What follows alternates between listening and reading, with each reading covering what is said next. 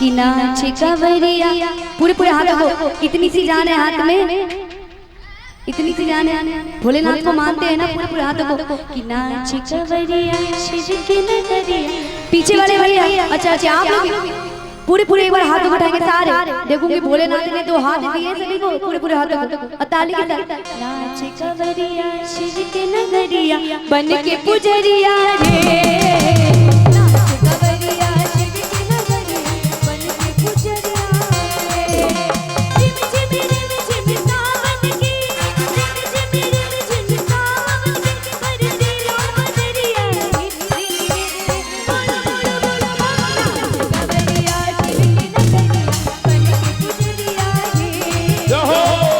कवरिया शिव के नगरिया बन के पुजरिया रे।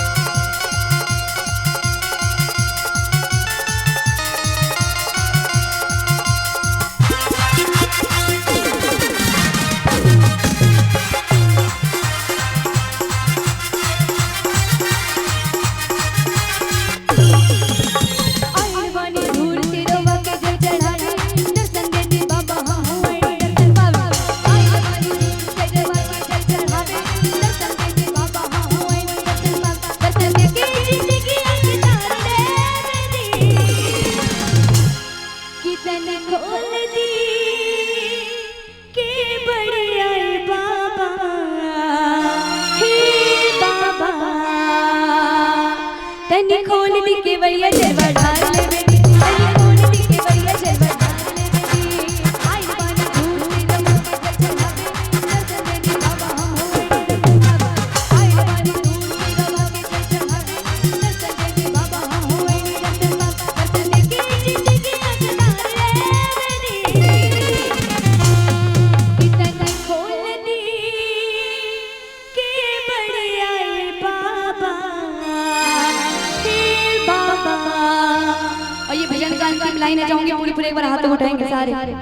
हाँ बिल्कुल एकदम उठाना है, एकदम पूरे पूरा इतने जिनका हाथ जितना ऊपर भगवान के नजरों में उतनी ऊपर हो, एकदम पूरे पूरे हाथ उठाएंगे।